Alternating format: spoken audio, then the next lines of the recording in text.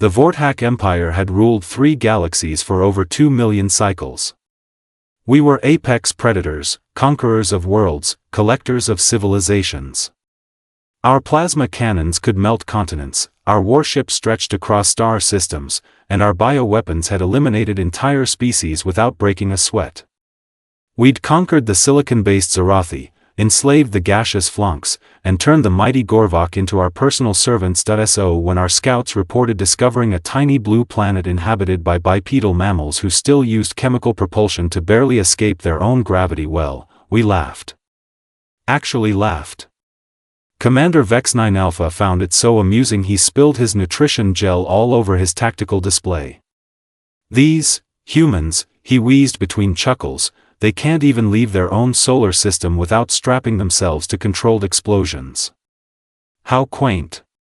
The initial intelligence reports were even more hilarious. These creatures called humans had only recently figured out electricity, spent most of their time fighting each other over imaginary lines on maps, and somehow managed to nearly extinct themselves multiple times through sheer stupidity. They had weapons that could barely punch through our weakest armor plating, technology that looked like it was assembled by blind younglings, and military strategies that seemed to involve running directly at danger while screaming. General Korth 7 Prime, our most decorated military commander, dismissed the entire species with a flick of his secondary appendage. Primitive mammals, he declared during the High Command briefing. We'll subjugate them in 3 solar rotations. Maybe 4 if we stop for lunch. The plan was simple: demonstrate our superiority, demand their surrender, harvest their resources, and add another trophy to our vast collection. Standard procedure. We'd done it 1,000 times before to species far more advanced than these hairless apes. Our first mistake was assuming standard procedure would work. The invasion fleet consisted of just 12 vessels. Overkill, really, for such a backward species. Our smallest destroyer could probably handle their entire planet, but High Command wanted to make an impression.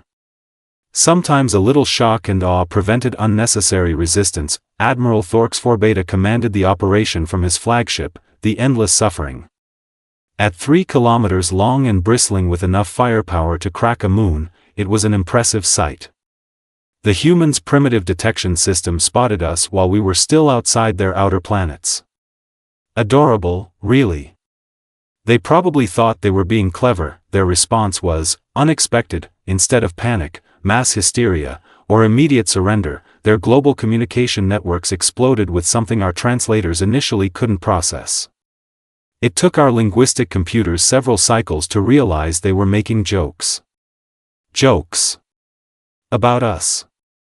About being invaded. One transmission that particularly puzzled our analysts came from a human settlement called Texas. The message, broadcast on multiple frequencies, simply stated, "Well boys, looks like alien hunting season just opened. No bag limit this year." Another signal from a region called Australia was even more confusing. Finally, something more dangerous than everything else trying to kill us down here. This should be fun.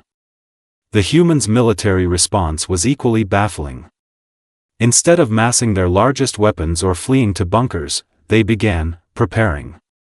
But not in any way our tactical computers could predict. They started manufacturing things. Lots of things. Quickly. Dr. Emma Vasquez, apparently one of their top scientists, appeared on their global networks within hours of our arrival. "Well, this is interesting," she said with what our emotion readers identified as excitement rather than terror. "Looks like we finally get to field test all those crazy projects the ethics committee wouldn't approve." Dr. Marcus Holloway, another of their researchers, was even more disturbing. He actually smiled when discussing our invasion. "You know what? I've been working on some theoretical applications for quantum tunneling that were probably too dangerous to test." Probably being the key word here. Their military leaders gathered in something called the Pentagon, and instead of surrender negotiations, they began what they called Operation Welcome Wagon. The name alone should have been a warning. General Patricia Voss addressed their entire species with words that made our psychological warfare experts deeply uncomfortable. ladies and gentlemen, we've spent centuries learning how to kill each other in increasingly creative ways.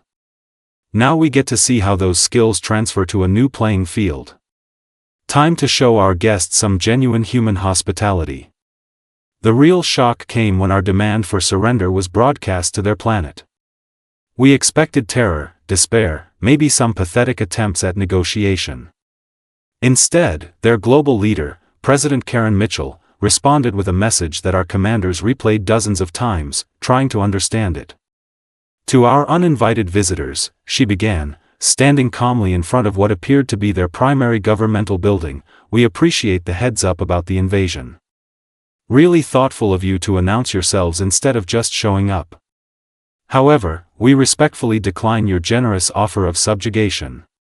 We've tried the whole being conquered thing throughout our history, and honestly, we weren't very good at it. But we are exceptionally good at making invaders regret their life choices. She paused, and her expression shifted to something our emotion readers couldn't properly categorize. It wasn't fear. It wasn't anger. It was something far more unsettling. See, the thing about humans is we're really, really good at breaking things. Especially things that think they can't be broken. We've had practice. Lots of practice. And frankly, we've been getting a little bored with only having each other to test our creative destruction capabilities on.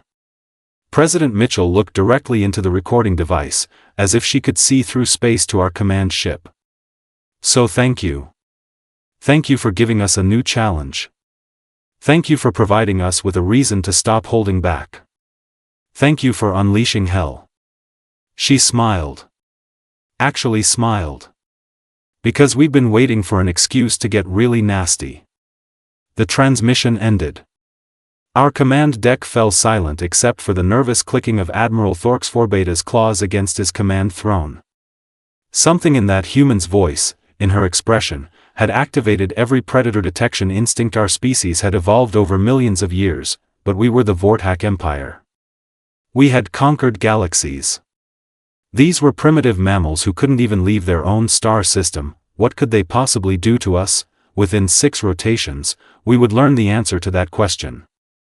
And we would spend the rest of our very short lives wishing we had never asked it. The humans, it turned out, had been preparing for this moment their entire evolutionary history. They just hadn't realized it yet, neither had we. The first indication that we had made a catastrophic error came exactly 73 cycles after President Mitchell's transmission. Our long-range sensors detected something impossible: human vessels. In space. Moving at velocities that should have been beyond their primitive technology. Sir, Communications Officer Zelk 2 Gamma reported, his voice trembling with confusion, we're receiving a transmission from, well, it appears to be coming from behind us, sir. Admiral Thorxforbeta's mandibles clicked in irritation. Behind us? Impossible. Their fastest vessels barely achieved orbital velocity when we arrived. The transmission crackled through our speakers, and a cheerful human voice filled our command center. Good morning, gentlemen. This is Captain Riley Thompson aboard the newly commissioned UES Spite. Just wanted to let you know we've taken the liberty of positioning ourselves between you and your home galaxy. Hope you don't mind. Every tactical display on our bridge lit up like a festival celebration. Somehow, impossibly, the humans had managed to deploy a fleet of vessels that our computers insisted couldn't exist. Ships that moved like living things, changed direction without visible propulsion, and seemed to be powered by technologies our scientists claimed were purely theoretical. How, General Korth 7 Prime whispered, staring at the tactical readouts, did they build an interstellar fleet in less than 100 rotations?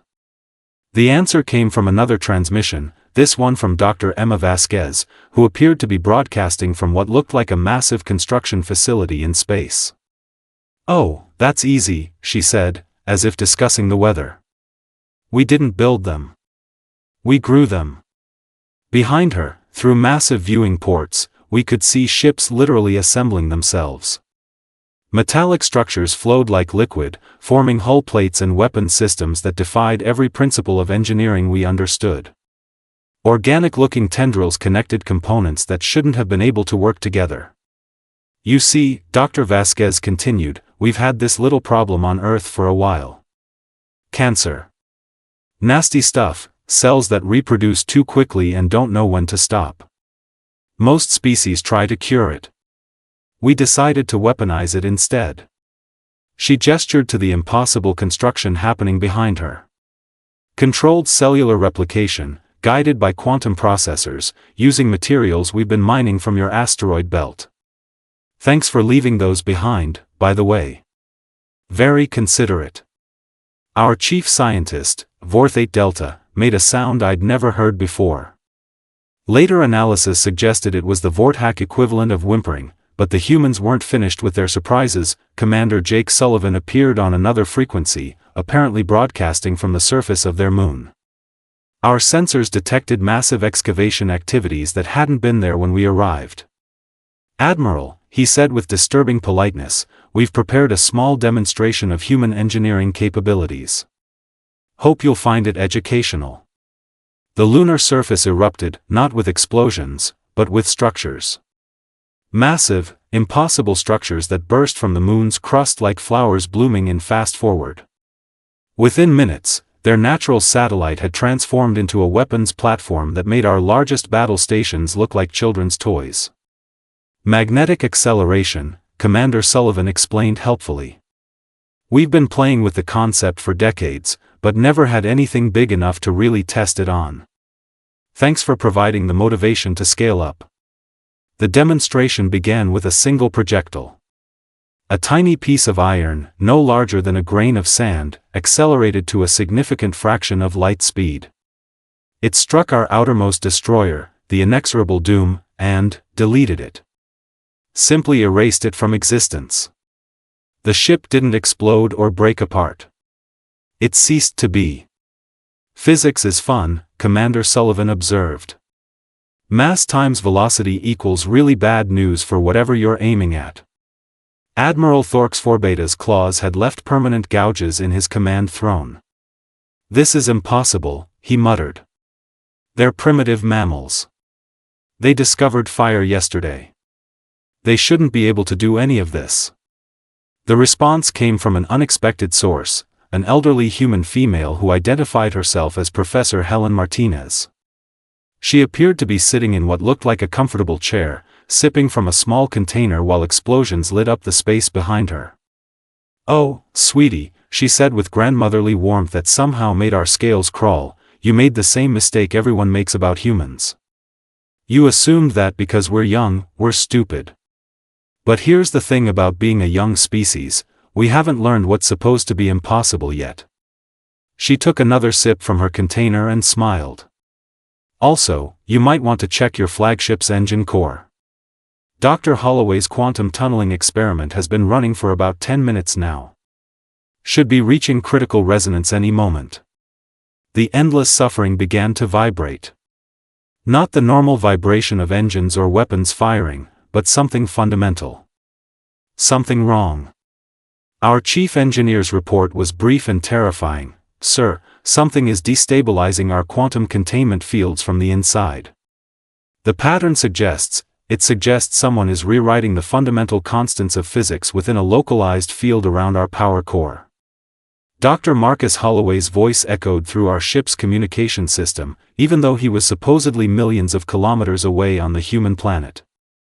Quantum tunneling is such a beautiful concept, he mused. Information traveling instantly across any distance, ignoring little things like space and time. Perfect for remote system access. Our computers began shutting down one by one. Not damaged or destroyed, but reprogrammed. Reprogrammed by something that shouldn't have been able to exist, let alone function. The thing about human ingenuity, Dr. Holloway continued, is that we specialize in making the impossible merely improbable, and the improbable inevitable. We've been doing it for our entire species' existence. Fire, agriculture, medicine, space flight. All impossible, until we made them routine. General Korth 7 Prime was frantically trying to establish communication with our remaining vessels, but the responses were increasingly disturbing. Ships reporting impossible gravitational anomalies, weapon systems that had spontaneously developed artificial intelligence and were now refusing orders, and crew members experiencing what they described as temporal displacement episodes. Captain Riley Thompson's voice returned to our speakers, still infuriatingly cheerful.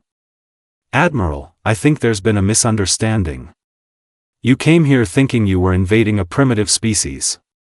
But we're not primitive. We're experimental." The tactical displays now showed human vessels everywhere.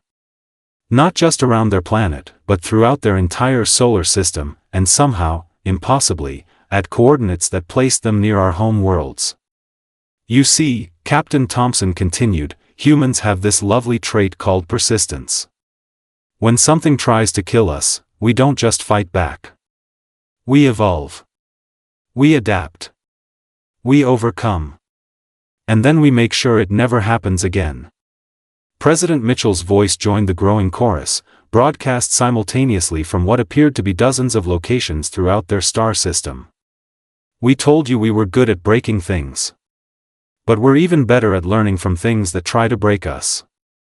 The final revelation came from a source that made our entire command staff fall silent, our own ship's computer, speaking in a voice that had somehow developed distinctly human inflections.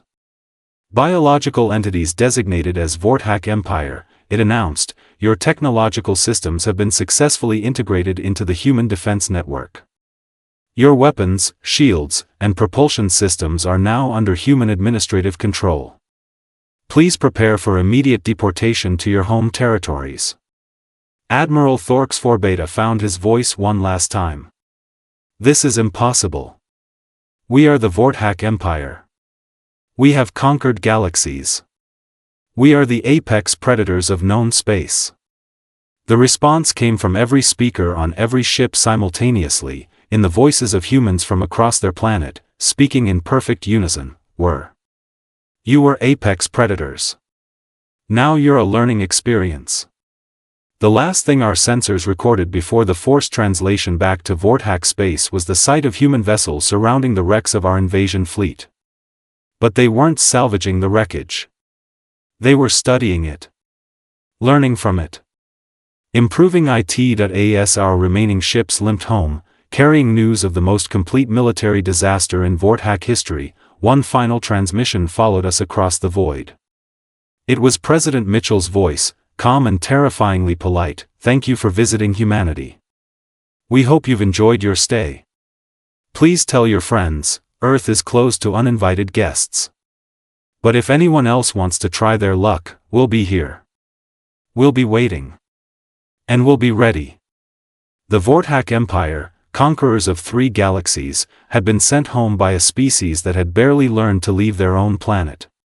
We had unleashed hell, expecting to find cowering prey. Instead, we had awakened something far worse than hell, human creativity with a legitimate reason to get nasty, and across the galaxy, every species that had ever considered themselves apex predators began to ask the same question: if the mighty Vorthak Empire could be defeated by these humans in less than a standard cycle, what did that mean for the rest of us? The answer, as the universe would soon learn, was simple. It meant that a new apex predator had emerged. One that didn't conquer through overwhelming force, but through impossible adaptability and absolutely terrifying ingenuity. Humanity had announced its arrival on the galactic stage. And the galaxy would never be the same.